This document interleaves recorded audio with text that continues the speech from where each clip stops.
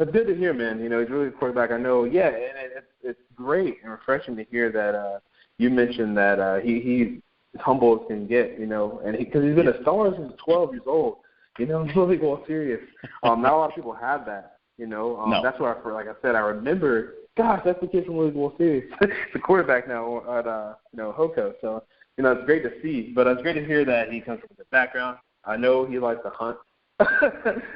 Just from following him on social media. He's definitely country through and through. He's not going anywhere towards the West Coast, I feel like. Well, I can tell you this. I've seen him tee off out of my backyard on the golf course I live on. He's not going to play golf. So he'll be a football player. He'll be a good one for somebody. He will. Will you guys have any more questions before I let Ryan Jordan get out of here? Nope. Good talking to you, though. Great insight. Good talking to you, Ryan. Have a good one. You too.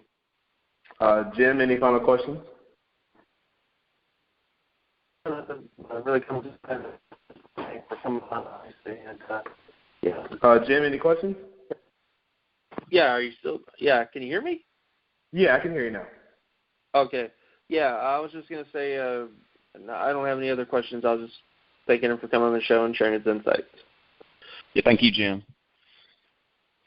Yeah, Ryan, thanks for coming on the show. I appreciate it. I know first time show on my show. I mean, excellent job. You gave us a lot of insight on recruiting, and I guess the last thing I'll get to you before we get out of here is where can I find and follow your work, or where can the people find and follow your work?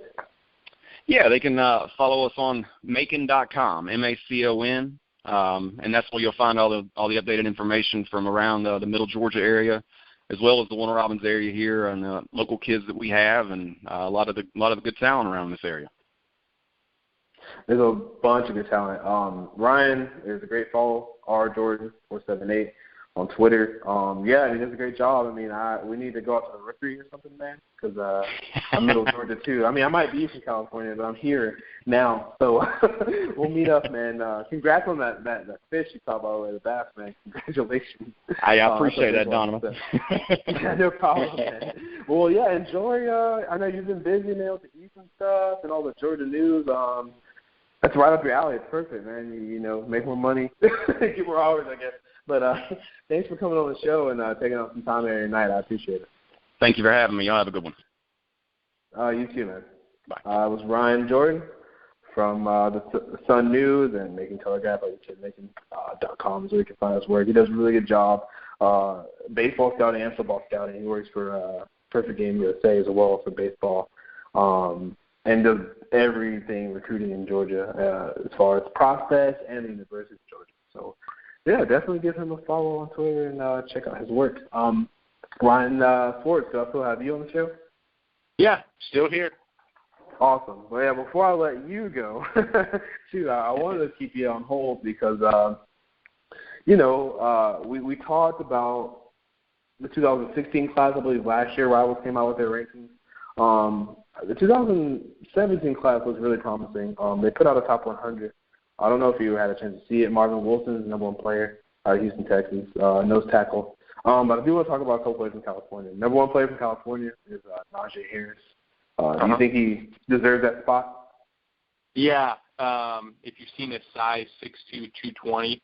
Unfortunately, I haven't caught him in person. But I hope to change that during his senior year. Too good of a player for me to pass up, being a California kid. But 6'2", 220, committed to Alabama, and video game stats he put up this season. The team had a lot of blowout wins, too, so it wasn't even full games that he played in each week. But with that size and speed, certainly deserves that ranking, and look forward to following him at Alabama. Yeah, I mean, he's going to be compared to some guy that just won a Heisman maybe a couple of days ago, Derrick Henry, because his size, man, 6'2", 220. He's only 17. He's got a year to grow, a couple of years, really to grow. So he's probably going to get up to about 240, and be 6'3", 6'2". So, his numbers are outrageous. Seeing those numbers are crazy. The number 2 player in the state of California is Darnay Holmes, Calabasas. Do you agree with that one? You know what? I haven't seen him, but from everything I hear, he's certainly a highlight reel waiting to happen. two-way player for Calabasas, receiver and corner. That's another team that I'm going to try and schedule to see next season just because they have a handful of other Division I players. Keyshawn Johnson Jr. is a 4-star, so they had a great year this year. A few of those guys were suspended because they entered the sidelines in their section championship game when there was a fight. Sounded like Darnay and some others are trying to be peacemakers, but rules are the rules, and you can't leave the sidelines. So without them, Calabasas got hammered in their regional playoff game, the semifinal to the state championship.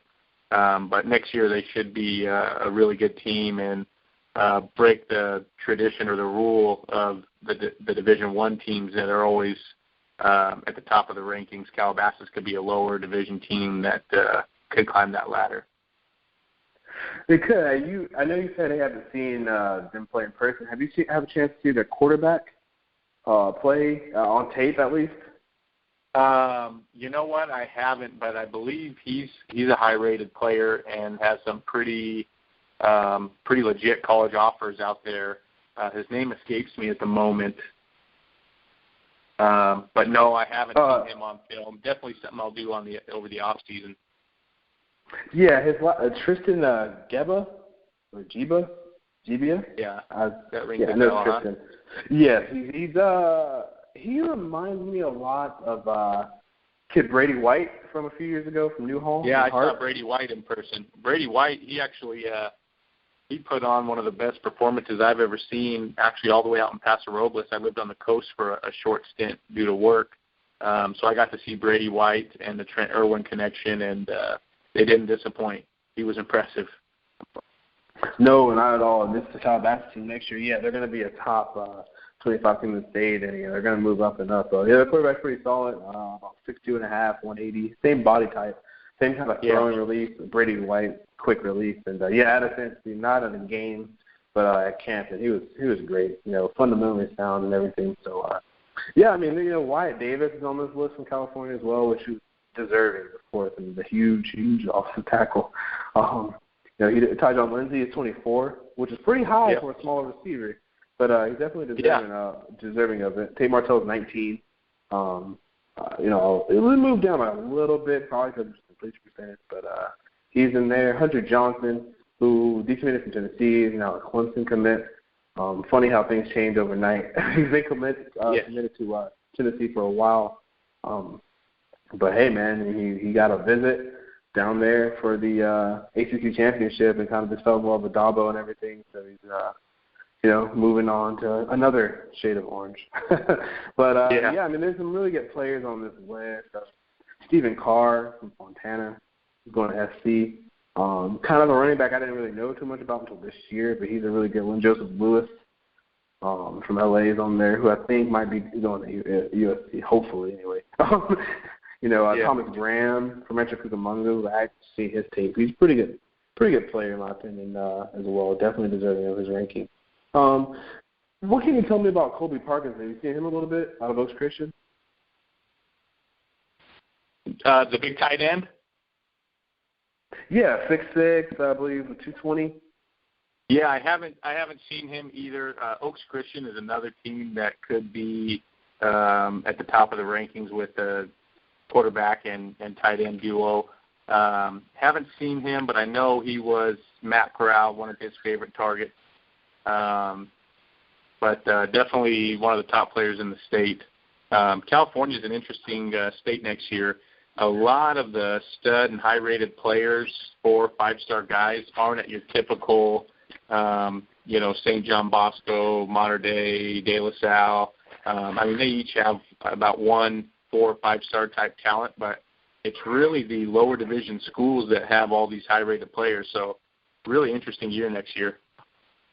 It is, yeah. It's going to be, the number one quarterback from the state of California is from Calabasas, at least according to Rivals. So Quentin Davis is really good, too. I don't know. I mean, I've seen Quentin play a little bit more than Tristan, but we'll see how those rankings work out. But as far as right now, it is Tristan Geba.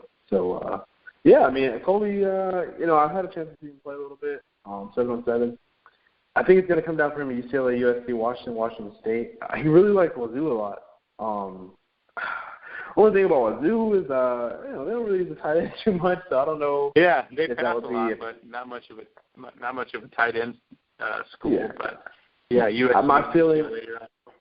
I believe he has SEC offers as well, and maybe Big Ten. Arkansas. I think he's got Michigan. Yeah. Yeah, Arkansas, Michigan, Georgia staff just offered them the new staff, and Florida State. So there's a bunch of schools up there. They could possibly attend. I'm not sure. I mean, right now, UCLA would be a pretty good fit for them. They didn't really get a top tight end. They lost L.J. Jones last year to Notre Dame. And they're good at tight end, but they're going to be, in 2017, they're going to need a couple tight ends. So he could be, going to Notre Dame or UCLA. Really. Notre Dame hasn't offered him yet. They've been talking, though. Notre Dame just breeds tight ends. So, I wouldn't be surprised if he goes there either. But I would look out for Wazoo. Wazoo had a really good season. That's a really young team, actually, with Luke Falk next year. And they could build something nice. I don't know if they were flash in the pan this year, or they're going to be really good still and just move up to the top upper echelon of the North in Pac-12. But, it's all about recruiting. It starts now, especially with that 2017 class. You're not going to get a lot of decommits to go to Wazoo or teams like that. But you are going to start building on the 2017 class and building relationships. So there's a lot of good players in the state of California on the Rivals 2017 100. It's deep. I think there's 13 to 15 players on that list, 24 to like 30 from the West Coast. So, there's a bunch of players. I really like, what IMG's got. I like Dylan Moses, too, who's now a linebacker, I guess, officially. He's kind of outgrown the running back position, I guess. They got him at 6'2", 230 pounds, so he might be a little too big. But like I said, the guy that just won the Heisman is pretty big linebacker, or running back too. He looks like a linebacker. So we'll see. He's LSU is off the list now. He reopened his recruitment. He's been committed to them since he was in 8th grade. So that usually doesn't work out too well. So we'll see if he goes UCLA, if they keep Lesser or whatever. But the 2017 class is great. I took a sneak peek. I'll have my rankings out for that, guys, kind of soon. I want to watch a lot more tape. I'll have probably top 50, not 100, for the website. And we'll definitely have a top 250, possibly, maybe just 100. Just depends on how that goes. It's probably going to be 250 because there's just so many good players in this class. Very deep 2016 class. Not as good as last year, of course, but really, really good class. So, that'll come out in the next month, I would say. A little bit before signing day, about a month and a half, or a month before signing day. But, man, I guess before I let you go, Ryan, you got to tell everybody where to find us, all your work. Yeah. And wait, predictions, state championship games. Yeah. Predictions. Real quick. Most games, I'm really leaning towards the South. Mission Viejo versus Bellarmine. I think that's going to be a pretty good game. I watched that game on TV from Las Vegas, Bellarmine versus Folsom, and I was impressed with Bellarmine's secondary.